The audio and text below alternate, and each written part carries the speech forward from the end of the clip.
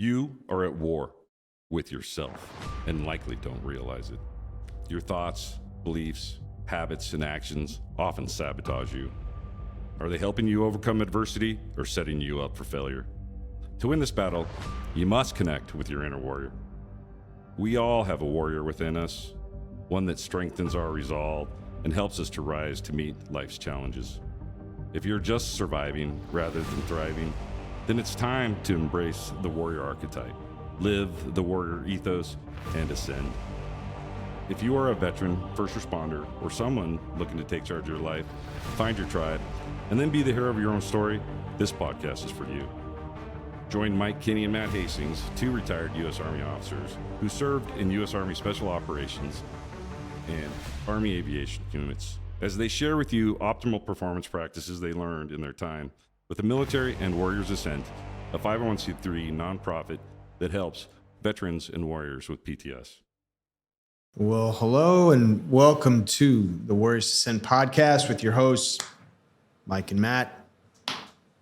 So, this episode, who are your five people, right? So we talk about your five people. That, the saying goes that you are the average of the five people that you spend the most time with. I'll attribute that to Jim Rohn.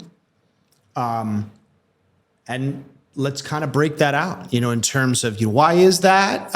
What are the implications in terms of what it is that we've talked about, at least at the beginning of this season, which is tribe, community, all with an eye towards mental health. So, let's start by saying, think of the five people that you spend the most time with. Do they fill your cup? Do they empty your cup?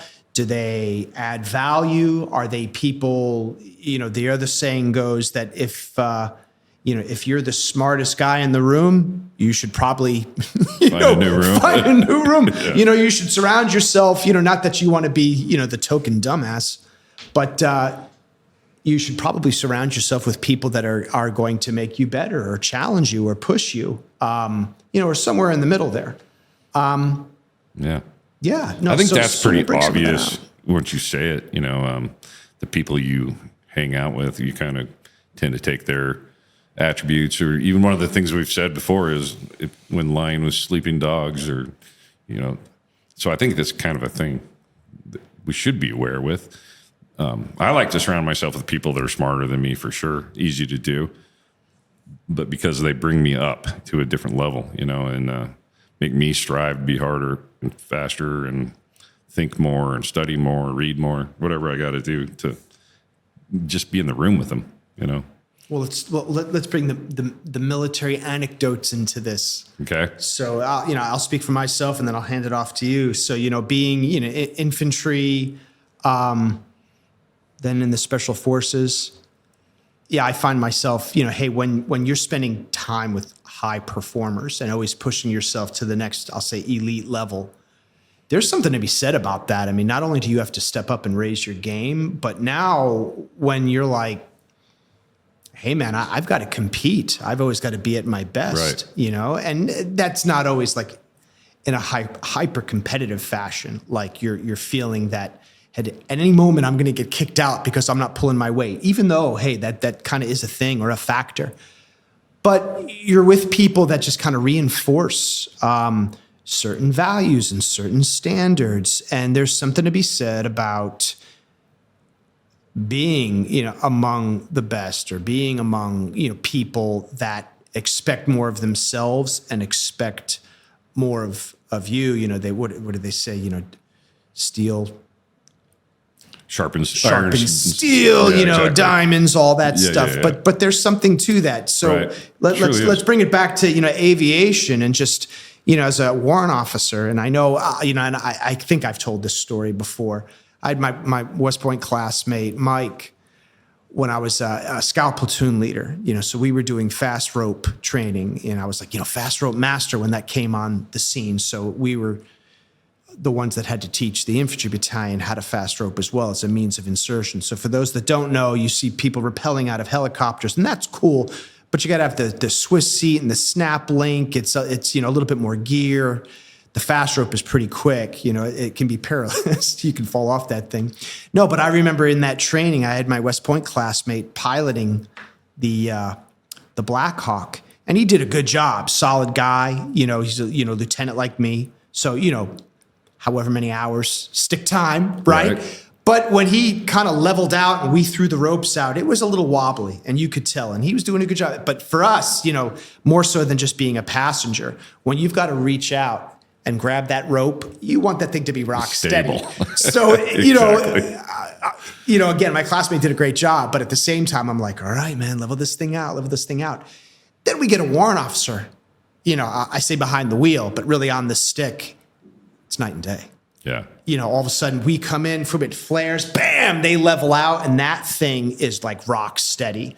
So, I'll say outsider's perspective, guys like you being in that crew, the warrant officer crew, aviation, you guys hold a high standard. I'm sure that, the CW1s versus, a guy of your level, it gets progressively better, but speak to that. Well, and that's exactly right. So we hold ourselves so I became the guy who would evaluate everybody, the commissioned officers, the warrant officers, and we had the standard, and that's what you have to grade to. So it's not like I like you or dislike you. It's the standard. You either did it or you didn't. It's quantitative.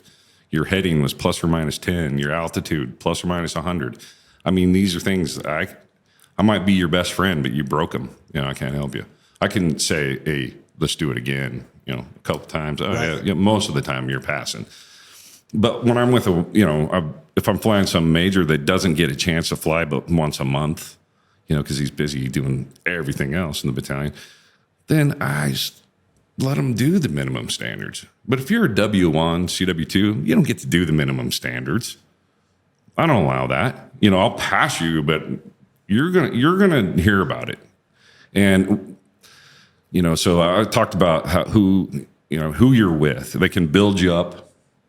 They can, in different ways. And we were mean to each other. This is how we built each other up, yeah.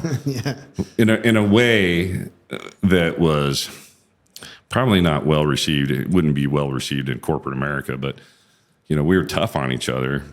Right. And what we would say, we have to have thick skin, I was going to say alligator skin and show no weakness. Right. Like in the team room. Or man, if you lost your cool, or somebody was like, oh, hey, this is, this is so-and-so's trigger. Don't think for a second that they're not going to push exploit that. Exploit that and push that button all day long. Yeah, chink in the armor. We just found it. Now we're going to exploit it because, that's another way to ready you or a person. I don't know. It's another mentorship thing to prep somebody for all angles of being ready for whatever you need to be ready for. We used to say they're bloodbath after action reviews. And man, we were hard on each other, but some of that intensity taken the right way and corrected for the next time would just make us so much better of a team. And in that respect, that's more than 5 people, but let's just say 5 crews of people all meeting the same ideology, having the same standards, having the same,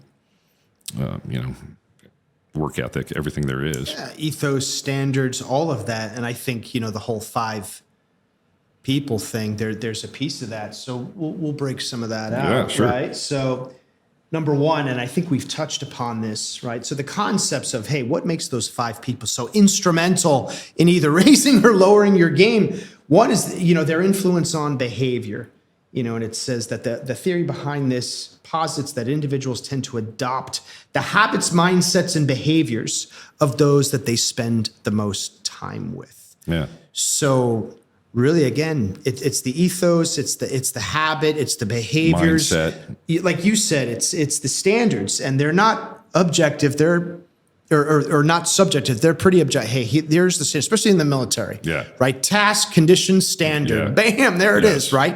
But then you said it. Mindset. There's something about the mindset, and I'll speak for at least my time in the special forces. There's that mindset of, hey man, we're going to get it done no matter what, or I'm not going to say we say we're the jack of all trades. I mean, whenever we go out on a mission or the JSETs, the joint combined exchange training exercises where we work overseas with our partner forces, we do a PDSS, a pre-deployment site survey, right? And kind of see where we were training, with whom we were training, what it is that they wanted to learn. We develop POI, a program of instruction. And then guess what? We'd have to train to that. And there's some things that, hey, they're very basic, SUT, whatever it is. And then sometimes it's like, hey, we want to know sniping. We want to know this. We want to, mortar stuff, and you're like, all right, we'll have to dust those manuals off or whatever. We've got a broad base of skills, but, in the end, you need to become the expert and train to that. And some of it maybe is more like staff oriented, IPB, intelligence preparation of the battle space, and things of that nature. And by the same token, you can't go, well, it's not really our area of expertise, or we like to do this more. It's like, no, you'll train to it and you'll be the expert and you're going to train these people, and there you are. But that mindset of, hey, we're going to get it done no matter what is important. Right. So influence on behavior, shared values and beliefs. So by the same token, right, that belief and value system. Yeah. Which is why in our communities that we're talking to, military, obvious, and first responders, we all have this specific community that's a little bit different, speaks their own little bit language, So I think this shared value and beliefs is so strong amongst these communities, and you find out that it's not as strong as if you worked for Walmart or something. I don't mean to pick on somebody. That came out the top of my head. Whatever corporate America is. Sure. So, I really believe that strengthens everything when you're with that group of people. Well, no, like Ranger, whether Ranger Regiment or, Ranger School, the whole Ranger Creed, that's the other thing. So shared beliefs, values. So the Ranger Creed, recognizing I volunteered as a Ranger, fully knowing the hazards of my chosen profession. I'll always endeavor to uphold the, what standards and esprit de corps of the Ranger Regiment. I think I got that a little bit wrong, so forgive me, Rangers out there. Ranger but out there but hey, that was 30 something years ago. I still remember it. Yeah. No, but that becomes part of who you are. And in terms of, those 5 people or that core set of group, beliefs or whatever it is, you see, we had, a guy came through our cohort, was a Ranger. And, I think he said something, I'm a specially selected and well-trained soldier. I'm like, you Ranger qualified guy? He's like, oh yeah. And all of a sudden, boom, now you've got that commonality. And he was, high performing guy, held himself to high standards, and you're like, oh, man, I can relate to you readily. I find this everywhere I go. It's as soon as you go, hey, you're a vet, aren't you? Yeah. Yep. What one, it could be different, branches, and still suddenly we're talking a similar language. Right. And I didn't know you, but we're brothers now. We're together, even though we just met. And it's like, wow. And I don't even know anything about you really, other than we just had this conversation for 5 minutes using funny words that nobody else got around us, But it's just, there's even just being able to speak that language with somebody after 30 years maybe, and saying the Ranger Creed to somebody that can say it back to you is like, wow, that's just like, it's a small set of the population that can do that. Yeah. But it's like having those shared values, that's important as well. We've talked about that with tribe and community and all of that. But a support system is the other thing. So I think we've touched on some of that as well in the past. But when you think about your 5, like, hey, the 5 people that I spend the most time with are those people that, hey, man, do they have your back? Right? Like when the going gets tough, you give them a call and say, hey, man, I need some help. They're going to be there for you? Or are those 5 people, one or, many of them like, oh, sorry, man, nothing I can do for you. So if those 5 people aren't part of your support system, people that you can count on, that could be moral support. I'm not saying, hey, these are people that are going to give you, a $10,000 loan. Right. But hey, they're going to give you moral support. They're going to give you advice and advice that maybe you may not want to hear, but you need to hear, for your benefit. God, I'm trying to remember who said it, but You can tell like a true friend or somebody that's got your best interest in mind because they tell you, what it is that you need to hear, not what, they think you want to hear or what's going to benefit them. And that can be hard, and that takes some real moral strength to say, all right, brother, hey, I don't want to hurt your feelings, but man, here's the deal, and yeah. I'm starting to look at these individual breakdown things of, it almost looks like a military staff or it could be your staff on a board of directors or something like that. There's you and 5 people, that are diverse in their approach, but have commonality and everything else, like. Well, it's like sometimes I'll speak for myself, you grapple with the 5 because sometimes life is such that you really can't dictate always the 5 people that you're spending the most time with. If you're lucky, those are good people. If you played your cards right, if you've exercised healthy boundaries, as we've said in the past, then you are with a good solid 5 people. Sometimes we all have, relatives or somebody, that you're like, and it changes through your life too, based on circumstances. And maybe they're, a fixture in your life, more so than you would like. Could be a boss, could be a coworker, could be a variety of people that I spend a lot of time with this person, and this person, man, they just bring me down, So The challenge then becomes, all right, I may spend a lot of time with this person, just proximity or just my calendar day to day, but I really need to limit the impact and influence that this person is having on me. And maybe that healthy boundary, in as much as your 5 people is concerned, is, hey, we're having this discussion and we're going to be cordial and we're going to work with one another, but I'm not going to get sucked into your drama triangle, as we talked about last time, right? Yeah. Okay, I'm gonna set some parameters on that. So while hey, you can't always dictate the 5, you need to, as much as you can, kind of dictate that, or at least influence it. And if you can't, then then I'll say limit the negative interactions with the people that are, again, not contributing to your well-being, and I'll say maximize the interactions and influence for those that are. The other thing I'll say is like, the notion of the mastermind group. It's another technique that people will use. Sometimes I'll say high performers, wherein they'll meet with people monthly, whether in person, video, teleconference. And that's a very select group of people that, they're diverse, right? I think that's one of the next things, right? It's diversity of influence. Right. Somebody that's going to round them out. Like, I'm not we were talking finance before, right? I am not a finance guy. Might be good to know somebody that understands high finance, right? Absolutely. And, hey man, that's this netherworld, whatever, and maybe, all right, I'm going to explain that nuance to you.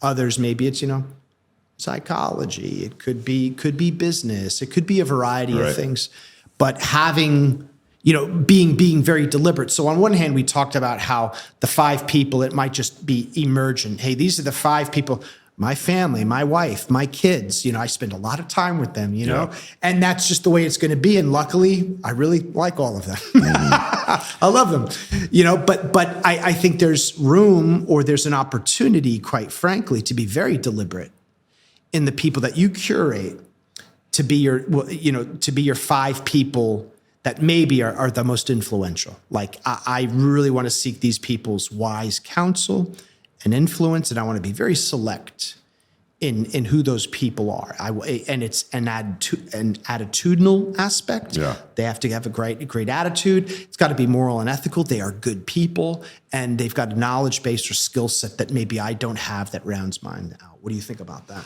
Yeah, I mean, we have to have that. I think if you think of like social media, let's say I'm more of an isolation type guy, and I maybe get all my hanging out by looking at social media. Well, I want a more professional look on things. I go to LinkedIn, and on that, all the people I'm associated with are only talking business stuff. There's nothing fun here. It's all just professional. Like, how do I get connections? Where did that person get a job at? Ooh, what kind of degree did they get? Ooh, like that certificate they got. Ooh, they could write a resume better now. all these things you would find on LinkedIn. But then you go over to, Snapchat. Couldn't be anything. No Or thanks, TikTok man. or somewhere. No, I don't no, do no those thanks, things, but man. I'm just saying that there couldn't be anything more different, because that's more going to be maybe, let's say, Instagram. Look, all that. I'm being more creative in this space and looking at cool pictures and looking at other things, and I'm developing that side of me. Whereas I could have people in these camps, you have to have that, but you have to bring a different person to each one of these. I mean, I feel like some of the guys I hang with are kind of just like recreational hangs, and I don't want to be too serious. I don't want to bring politics into that group. Right. Because if we do, it's going to get out of hand. I would prefer not. So like, I got to come with a certain type of boundary, I think, just like setting an example ahead of how I'm going to act when I'm with this crew. I'm with this crew over here. These people are really serious. And I'm probably not going to bring up some of my, like on this show, I'm not nearly as funny as I always am because it's not really a funny show. Yeah. But we curtail that because we've got, a very important message. So we're not going to talk politics. But you know what I'm saying? It's like, cut it up. Yeah. To well-round yourself, we have all these tools now to do it. Sometimes we reach out on computer instead of in person. And I don't know, I think that's another good reason why we like to come to group settings, because you get a variety of types of people there. There's something to be said about that. I'll bring it back to the Warrior Sin program very quickly. So that article that we talked about, right, which is in the Journal of Psychotherapy Integration, one of the things that they talk about is the multimodal group therapeutic approach. So multimodal, hey, we do a variety of things, CBT, DBT, mindfulness-based practices, et cetera, et cetera. But the other thing is the group therapeutic. And in as much as that ties into, hey, you're 5 people, right? Being around other people with shared values and experiences in its own right can be somewhat therapeutic. And again, that's not to say that you don't want a diversity of people for the very same reasons that we mentioned before, to kind of round out your skill set and give you different perspectives so that you're not in an echo chamber, not to bring politics in it. But, on one hand, hey, you like to be around people that are like you. On the other hand, it's good to have a diversity of thoughts and perspectives, to make you a more whole person. Exactly. And that's important. But what we found with the group therapeutic approach is just being with people that really inherently understand where you've been. They can relate to you and your experiences, what you stand for, your values. That's very, very important. So on one hand, there's like, I'll say a developmental aspect where, all right, hey, I might be around people that, man, to be honest with you, they're not very much like me. They don't have the same background, but they're still a good person. And to me, that's a big criteria. I don't care how successful you are. If you're a dirtbag, I'm like, hey, you may be successful, but I want to be nothing like you. Right. But, if you're successful and you have no idea about the military but you're a good person, and man, you're probably not someone I would normally hang with, but man, I think it's edifying, to be with people that are like that, push you out of your comfort zone. Absolutely. But, so there's 2 ways of looking at that. So in our case with Warriors Ascent, the group therapeutic approach, being with people that you can relate to and that can relate to you with shared values, shared experiences, on one hand is important, is very therapeutic. And then I'll say, then there's the developmental aspects where, maybe it's advantageous to not always surround yourself with people that are exactly like you. Yeah. Not if you're wanting, let's just say you don't care if you expand or grow, but that's a recipe to do it. If you're trying to get somewhere bigger, you got to push your envelope and all the things we talk about to include your crowd. Well, Maslow, I'm going to attribute it to Maslow. I think it was him. And I could be wrong, but he said you can either step forward into growth or back into safety. So to your point, safety, or comfort for that matter. So to your point, if all people are looking for is comfort, hey, I just want to be around people like me that are just going to continue to tell me that I'm handsome and powerful, then, okay, cool. If that's what you're looking for, then that's wonderful. But if you want people that are going to push you to make you better, That's important. If you're not satisfied being how you are and you want to be better, then try to push, Right. Like look at what's going on and maybe you can find somebody else that'll help you, role model, mentor, those kind of things. Just motivation, whatever it is that helps you get moving on. And the support system, and that's why I thought about it, the group. I mean, these are people that you can call later, whatever. I mean, they call you. Sometimes just helping a person gives you that confidence I need. It's like I am like somebody people would listen to on a podcast, people call me, people like me, darn it. That's right. Gosh darn it. Jack Handy. Yeah, deep thoughts, deep man. thoughts, yeah. I'm good enough. I'm smart enough. And gosh darn it, people like me. Yep. No, but that ties into, I think, the last point that they've made here. Impact on success and growth. It says surrounding yourself with individuals who are successful, driven, and growth-oriented can contribute to your own success and personal development. And again, it's not all about unbridled, success and achievement and all of that. But if you're looking to make a better life for yourself, in whatever form that takes, that can be career, it can be money, it can be fame and fortune. No, or it can just be, overall title. happiness, job satisfaction, or you're living a good life. It could be time affluences, like Tim Ferriss will say, that, hey, I've got time. I can do things that I want to do. Whatever it might be, if you surround yourself with people that have achieved that and can help you, I'll say, navigate that so that you can emulate maybe what it is that they've accomplished. And you're like, man, I like the fact that you're self-employed, you're the master of your own destiny, and I want to be like that because I've got visions of that for myself. Right. And then they're like, man, I can show you the way. I can, back to your point about mentorship. That's another thing too. So, hey, you're 5 people. Are they all mentors? Is there a mentor in there? Is there somebody that is currently doing or has done something that you want to do or achieved something that you want to achieve that is willing and able to A, lend you moral support, and B, show you the way? Yeah. And if there's no one out there like that, at least one person, man, then you should probably, find somebody like that. So that's pretty important as well. So any closing thoughts in terms of our 5 people? Well, I think we're talking about maybe a negative, influence could hinder some progress. Sometimes you get a person who comes up with a list of things that could get in your way, and that's fine until you cross the line, and then they just become how many things we can't do, can't. And versus like, here's a list of things that we have to plan and organize around because they're obstacles and we expect them and we're planning for them, so I think that's a little bit different. Having somebody who could lay out, these are issues we may face. We always said as a warrant officer, if you brought a problem but didn't bring a solution, you're a part of the problem. And so like they'd come to me and say, I'm going to do, like, what's your solution? Well, I'm like, well, you're just whining then. It's only whining if you don't give me some way to solve it. No. It could be a terrible idea, but just, it's not easy to solve problems. So give us a help. No, when I was like a JPG or joint planning group lead, sort of operational level planner, that was like the bane of my existence as well. As you proffer a course of action, or you're like, all right, hey, I'm going to come to the table, and you get all the people that are like, that's not going to work. It's not.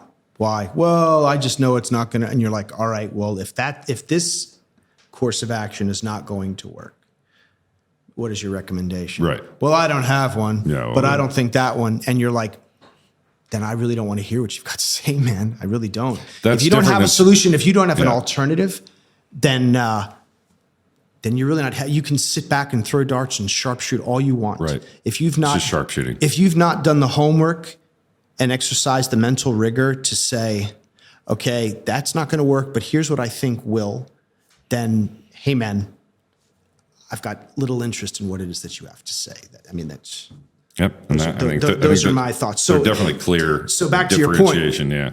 That's part of your 5 people is to be, and we'll talk about, I talk about that with, with Christy and stuff. I mean, to the best of my ability, I'm like, hey man, I will like, not complain or moan, but I'll point out deficiencies with the best of them. But in the end, we always endeavor to be solution focused Yep. as opposed to problem focused. I mean, you look at the problem on the front end and say, all right, here's the issue, but you gotta focus on the solution on the back end, because otherwise you're just moaning and you're bitching, as you were saying. So yeah, and that's it, man.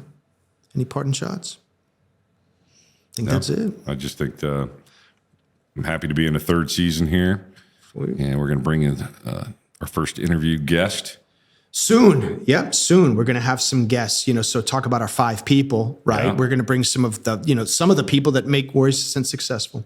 So Can't wait for that. We'll see you soon, and we'll have them with us. Appreciate it. See you next time. Hi, Matt Hastings here, sending a thank you for watching this episode of the Warriors Ascent podcast. We strive to build a community of warriors made up of our nation's veterans and first responders. And to reach as many of those in need as possible, we need your help. Please just smash that like button and comment or share our content. Warriors Ascent is a Kansas City-based nonprofit that aids veterans and first responders with PTS. I went through this effective program and want those that are struggling to find what I found. Check us out on our website at warriorsascent.org.